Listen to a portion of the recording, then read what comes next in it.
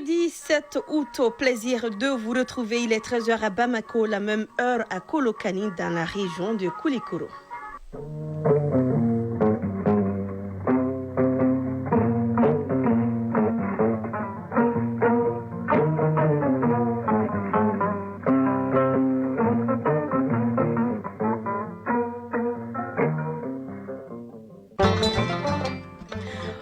Fidèles de Radio Mali, en vous espérant en santé, bonjour et merci de nous suivre pour vous informer. Au micro, Brahma Traoré et Fatou Djabi, voici les titres. Les 32 pays en développement sans littoral parlent d'une même voix à Awaza au Turkménistan. À la faveur de la 3e conférence, il plaide pour des solutions communes aux préoccupations partagées. Deux membres du gouvernement étaient à la tribune pour expliquer la vision du Mali. Le département en charge de l'environnement veut utiliser les bâtons contre les branchements illicites sur les collecteurs. Une délégation du ministère était sur le terrain pour expliquer les textes qui interdisent la pratique. Les échos dans cette édition. La Côte d'Ivoire célèbre ce jeudi les 65 ans de son indépendance. 65 ans, c'est l'âge de la maturité selon le président Ouattara qui a annoncé une hausse de la prime exceptionnelle des fonctionnaires et des mesures sociales. Le Ghana perd deux de ses ministres dans le crash d'un hélicoptère de l'armée. Le président John Dramani Mahama annule tous ses rendez-vous officiels et décrète un deuil national de 3 jours. Dans l'actu des sports, le championnat national de handball en dames et messieurs, le championnat d'Afrique des Nations, les deux compétitions jouent leur phase de groupe. Dans le visage de la chronique judiciaire, des notions bien connues du public, le chantage et l'extorsion sont des atteintes à la propriété. Tous les deux sont sévèrement punis par le code pénal. On vous explique en fin d'édition. C'est tout pour les titres. La voix du Mali résonne à la 3e conférence des Nations Unies sur les pays en développement sans littoral à Awaza au Turkménistan. Deux membres du gouvernement étaient hier à la tribune pour expliquer la vision de notre pays en matière d'infrastructure et d'industrie. C'était à la faveur des panels animés par les ministres en charge du commerce et des transports. L'objectif est de réfléchir à des solutions aux difficultés auxquelles sont confrontés les 32 pays en développement sans littoral dans ces secteurs. Le récit de nos envoyés spéciaux, Mamari Kone et Aliou Touré. Aucun pays ne devrait être laissé de côté à cause de sa situation géographique. Pourtant, dépourvus d'accès à la mer, les pays enclavés doivent compter sur d'autres nations pour leur importation et exportation. Le manque d'accès à la mer et le coût élevé du transit sont autant de facteurs qui entravent le développement des pays sans littoral. À Awaza, en marge d'une réunion plénière, se sont déroulés 5 panels de haut niveau consacrés au plan d'action d'Awaza pour la période 2024-2034. Lors de la table ronde thématique interactive numéro 2 intitulée « Saisir le potentiel transformateur du commerce, de la facilitation du commerce et de l'intégration régionale pour les pays en développement sans littoral », le ministre de l'Industrie et du Commerce a donné la vision du Mali. Moussa Alassane Diallo. La première problématique, c'est comment aujourd'hui construire des infrastructures de base pour soutenir le développement économique durable du Mali. Deuxièmement, comment renforcer la connectivité entre les pays de transit et les pays en développement sans littoral. Et enfin, comment promouvoir les systèmes de transit sans entrave de façon à permettre, à assurer la fluidité, n'est-ce pas, des échanges commerciaux entre nos différents pays. Nous nous sommes inscrits aussi dans le cadre de la Confédération des États du Sahel, l'AIS. Comment aujourd'hui permettre au Burkina, au Mali, au Niger, à travers la création de la Banque de développement et d'investissement, comment créer les infrastructures de base pour assurer la libre circulation et des personnes et des biens. Pour sa part, le ministre des Transports et des Infrastructures est intervenu dans la table ronde thématique interactive numéro 3 sur le thème « Construire des infrastructures durables » à renforcer la connectivité et promouvoir les systèmes de transit sans restriction pour les pays en développement sans littoral. Dambélé Madina Sissoko, ministre des Transports et des Infrastructures. Tous les pays en développement sans littoral sont confrontés aux mêmes défis, c'est-à-dire comment raccourcir les délais de transit de nos frettes depuis des ports d'embarquement, les ports de transit jusqu'à destination, digitaliser, faire une interconnexion pour faciliter les démarches douanières et ensuite comment réduire le coût des transports. Et nous avons demandé à ce qu'on applique effectivement la Convention de Vienne qui prend en charge les préoccupations des PDCL.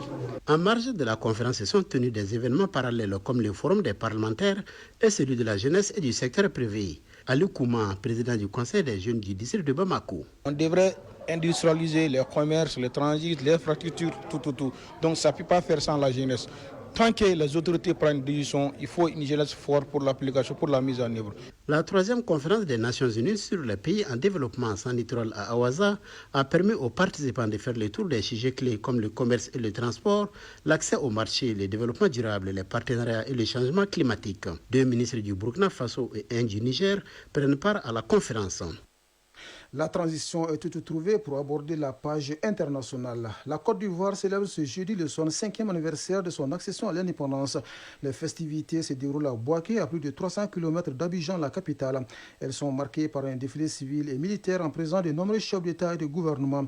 Le président Alassane Ouattara est arrivé hier sur place, mais avant, il s'est adressé aux Ivoiriens dans un message télévisé dans lequel il a salué l'âge de la maturité de la Côte d'Ivoire avant d'annoncer une hausse de la prime exceptionnelle des fonctionnaires et des mesures sociales. Cet anniversaire est bien qu'une commémoration, c'est un moment de prise de conscience collective sur le chemin parcouru, une invitation à consolider les acquis et à se projeter dans le futur, conclut le président Ouattara.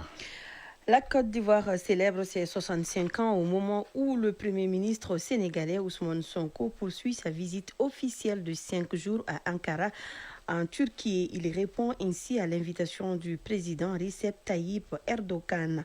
Les deux hommes doivent d'ailleurs se rencontrer ce jeudi pour évoquer les partenariats entre leurs pays dans de nombreux domaines tels que l'agriculture, les mines, l'élevage ou encore l'énergie. Plusieurs accords doivent être signés lors de cette visite. Dakar et Ankara souhaitent porter leurs échanges commerciaux à $1 milliard contre 450 millions actuellement. D'une visite officielle à une autre, le Niger déroule le tapis rouge au maréchal Mahamat Idriss Déby Itno. Le président tchadien est arrivé hier à Niamey pour une visite officielle de travail et d'amitié. Nous ne sommes pas un État venu pour juger, mais un peuple venu écouter, comprendre et tendre la main, car nous savons ce que signifie défendre son intégrité, a déclaré le président Déby. Les deux voisins s'engagent à faciliter le transit d'hydrocarbures et à accélérer les échanges pour la construction d'un pipeline. Parmi les autres chantiers de coopération annoncés, l'ouverture d'un consulat général du Tchad à Difa ou encore la finalisation de la route transsaharienne. De la diplomatie à la justice pour évoquer le procès de l'affaire de Mandakao qui a débuté hier à N'Djamena au Tchad. L'ancien Premier ministre Succès Masra ainsi que 74 autres inculpés comparaissent devant la Cour criminelle délocalisée pour l'occasion à la Cour suprême.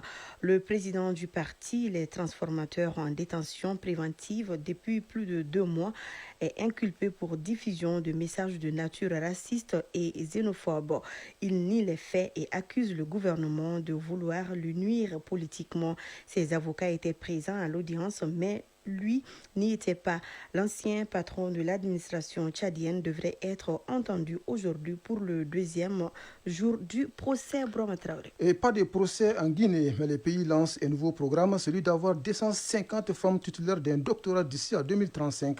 C'est l'objectif que se fixe le ministère de l'Enseignement supérieur. Le programme a été lancé le 4 août dernier et vise à accompagner les femmes à poursuivre leurs études dans la recherche scientifique en réponse à un système largement dominé par les hommes. 2%, c'est le chiffre exact des femmes dans l'enseignement supérieur en Guinée.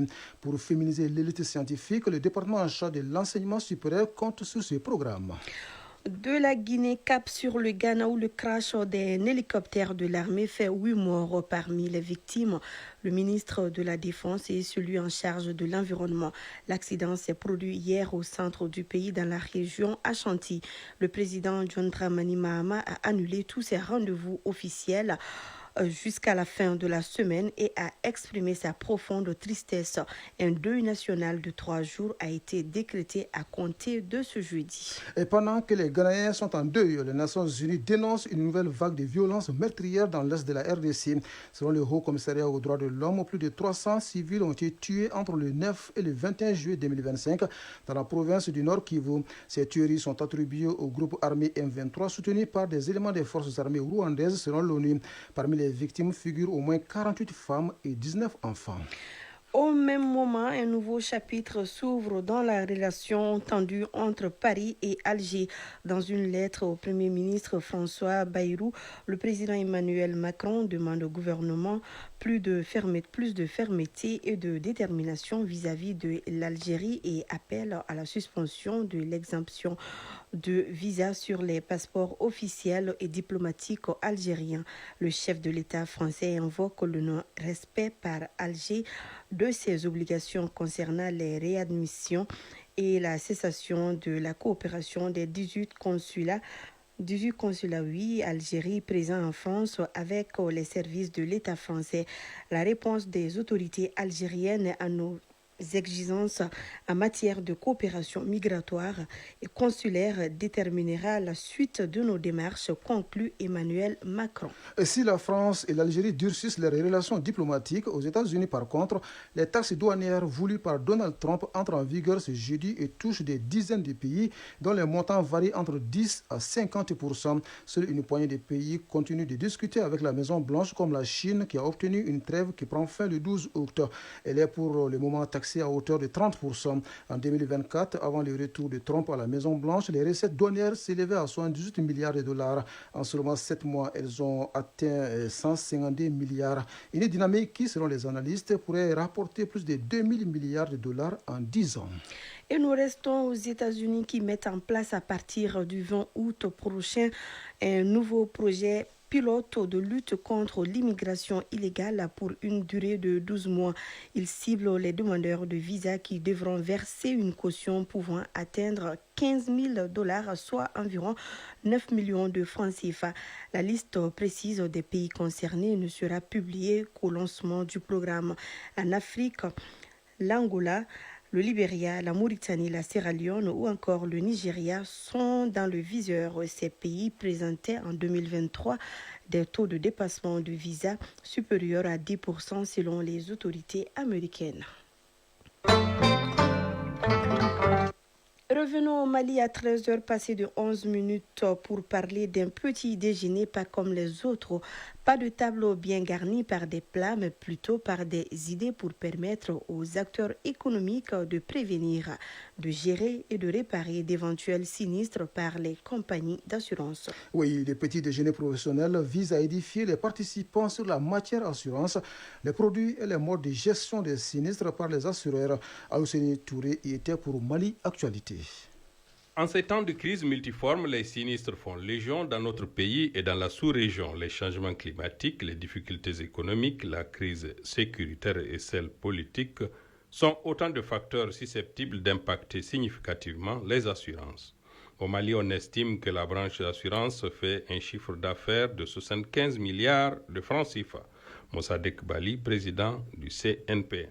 La prévention, la gestion efficace et la réparation rapide des sinistres représentent donc un enjeu crucial pour la résilience des entreprises et la sécurité tout court des populations. Proposer des pistes concrètes pour renforcer les systèmes de gestion des sinistres dans notre pays. Les assurances sont mal connues de certains acteurs. Aussi ont-elles des difficultés à tirer leur épingle du jeu. Comme tous les secteurs de l'économie d'un pays en crise, le secteur de l'assurance devra s'investir dans la sensibilisation et dans le lobbying auprès des pouvoirs publics afin de mieux faire connaître les assurances et les difficultés à régler. Abdraman Kouyaté, président de l'Association professionnelle des sociétés d'assurance du Mali. Il y a plusieurs types de sinistres en fonction du secteur.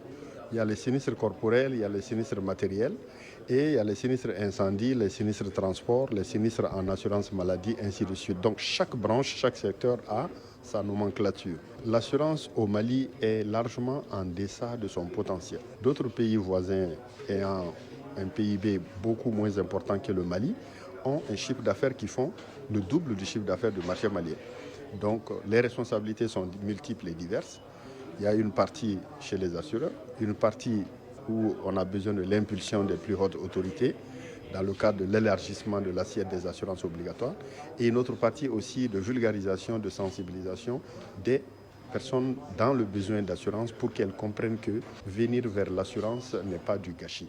Au finish, les milieux d'affaires bénéficiaires directs du déjeuner professionnel autour des sinistres ont apprécié l'exercice qu'ils préconisent de rééditer pour mieux faire connaître les assurances et les risques qu'elles couvrent. Dans sa mission de promotion de l'entrepreneuriat, le CNPM est certainement appelé à organiser d'autres rencontres du genre à l'intention de ses affiliés afin de leur inculquer la culture de la prévention des risques et leur réparation par les assureurs.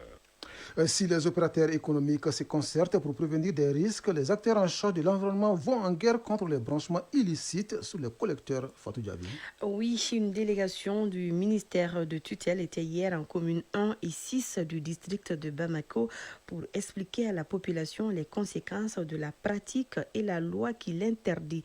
Notre reporter Youssouf Djakité était de la visite. La Direction nationale de l'assainissement, du contrôle des pollutions et des nuisances a voulu cette mission pour constater les désagréments qui violent la loi interdisant les branchements illicites des familles sur les collecteurs. L'objectif de la présente mission, c'est de renforcer la sensibilisation de la population.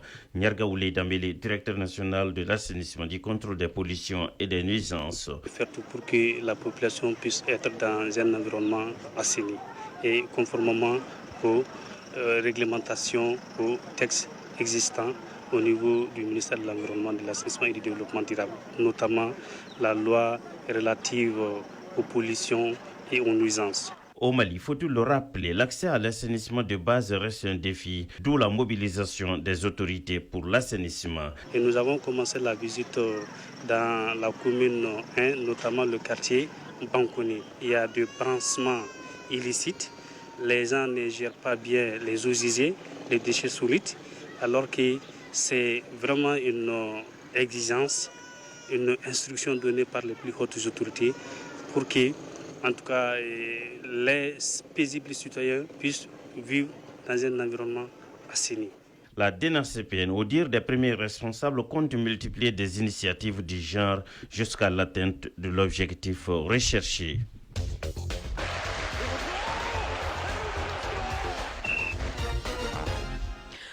Et dans l'actualité sportive, nous parlons du championnat national de handball en dames et messieurs. La phase de groupe s'est achevée hier. Au même moment, la phase de groupe du championnat d'Afrique des Nations CHAN se poursuit. Nous sommes en football. La synthèse de l'actualité sportive porte la signature de Abdul Karim Kaba. Après leur deuxième place obtenue à Abidjan en Côte d'Ivoire, les basketteuses vice-championnes d'Afrique ont déjeuné ce mercredi avec le ministre de la Jeunesse et des Sports chargé de l'instruction civique et de la Constitution citoyenne. Partager un repas pour saluer leur performance, leur engagement et surtout leur patriotisme. La cérémonie de réception a été une bonne occasion pour le ministre de la Jeunesse et des Sports chargé de l'instruction civique et de la Constitution citoyenne de remercier et féliciter les basketteuses et leur encadrement au nom du chef de l'État et de toutes les autorités de la transition. Abdul Kassim Ibrahim Fomba. C'est vous dire merci pour tout ce que vous avez fait. Vous avez donné avec passion, avec cœur et vous avez fait vibrer tout le Mali. Et nous comptons sur vous et nous savons qu'avec cette équipe, c'est certain que dans 2 ans, là, on n'aura pas de problème pour la prochaine coupe. Ça, c'est certain, Inch'Allah. Maître Jean-Claude Sidibé, président de la Fédération malienne de basketball. Ça nous fait chaud au cœur, c'est de la reconnaissance. Nous aurions aimé être là aujourd'hui avec la Coupe d'Afrique, l'Afrobasket 2025, mais nous avons promis à M. le ministre qu'en 2027, nous serons là avec cette coupe-là. On va travailler dur et on fera en sorte que ce qui nous a manqué cette année ne puisse se reproduire dans 2 ans. Football, l'USFAS réussit son entrée en liste du tournoi féminin UEFA A qualificatif à la Ligue des champions des dames. L'USFAS a bien démarré ce tournoi face aux Sénégalaises des Aigles de Médina. Les Maliennes se sont imposées 2-0. Ce résultat leur permet de se positionner dans la course pour la première place du groupe, synonyme de qualification pour la phase finale continentale. L'USFAS fera sa deuxième sortie cet après-midi contre le club Ram Kamara de la Sierra Leone. Football toujours, championnat d'Afrique des Nations CHAN, la phase de groupe se poursuit à la faveur de la deuxième journée. Cet après-midi, 2 rencontres sont au programme. La RDC sera face à la Zambie. En seconde heure, l'Angola joue contre le Kenya. Déjà hier, battu lors de la première journée, le Burkina Faso s'est ressaisi en gagnant 4-2 face à la République centrafricaine. La Mauritanie a été battue 0-1 par la Tanzanie. Handball, la phase de groupe du championnat national en dames et messieurs a pris fin hier. Les qualifiés pour la demi-finale sont l'USFAS, l'AS Police et le centre Omnisport de Missabougou. Chez les dames, les qualifiés sont l'USFAS, l'AS Police, le centre Omnisport de la Fiabougou et le Sigui de Caille. Justement, la leçon de sport de ce jeudi nous parle des officiels de table. Les officiels de table en handball sont des acteurs du match qui doivent rester attentifs et concentrés sur leur mission. Isaac Tchenou. Pour la rencontre de handball, la présence d'un secrétaire de table au marqueur et d'un chronomètre est obligatoire. Ils ne sont pas choisis au hasard, nous dit Amadou Baïga, entraîneur de handball. Ce sont des gens qui doivent maîtriser les règles du jeu, choisis parmi les anciens arbitres ou d'anciens joueurs de haut niveau. Ces personnes sont durant le match les assistants de l'arbitre. Elles ont un rôle très important dans le bon déroulement de la rencontre. Ils aident les arbitres à diriger un match quand il y a des anomalies sur le terrain qui n'ont pas été vues par les arbitres. Ils le signalent. Parmi ces fautes, il y a les mauvaises rentrées, les coups d'antisportivité. Ils suivent les avertissements, les exclusions de 2 minutes, les disqualifications. Les délégués ont le contrôle du temps de jeu des tamons. Généralement, c'est eux qui suivent l'application des règles de jeu en dehors de l'heure de jeu. Il est également un délégué de match qui joue un rôle prépondérant en handball. Le supérieur est généralement un membre du bureau fédéral. Il travaille avec les arbitres et les délégués. Et c'est lui qui a la responsabilité de la rencontre. Il veille sur les bandes de touche afin que le règlement soit respecté. Il veille à la protection de tous les acteurs de la rencontre. En cas d'incident, c'est lui qui doit intervenir. En cas de litige, la table de marque n'intervient qu'à titre consultatif. La décision finale appartient aux 2 arbitres de jeu. Chronique judiciaire. Dans la chronique judiciaire de ce jeudi, focus sur 2 notions bien connues du public. Il s'agit du chantage et de l'extorsion.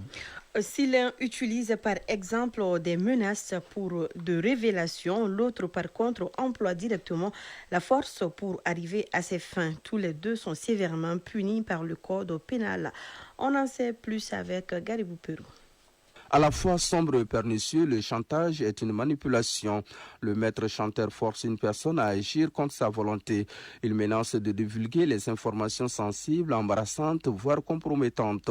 Il importe peu la forme, le chantage expose son auteur à de lourdes sanctions. Dr Oumar Kone, enseignant-chercheur à l'université Kourkanfouga de Bamako. L'objectif est recherché in fine, c'est pour avoir auprès de la personne chantée une renonciation, par exemple une signature des dettes. Je peux vous chanter si vous ne me faites pas une fausse attestation de dette ou bien de promesse, je vais révéler telle ou telle information à votre encontre. Donc, tout ce qui porte atteinte à l'honneur, le maître chanteur va effectivement aller dans ce sens-là. Et le Code nous dit, notamment à l'article 321-59, quels sont effectivement ces moyens-là. Il s'agit effectivement soit à obtenir une signature, soit une renonciation ou bien la remise d'un fonds de valeur. A contrario, nous avons l'extorsion. Elle est définie par le Code pénal dans son article 414-1 comme l'exercice de la force, de la violence, de la contrainte pour obtenir la signature ou la remise d'un écrit, d'un acte, d'un titre, d'une pièce quelconque.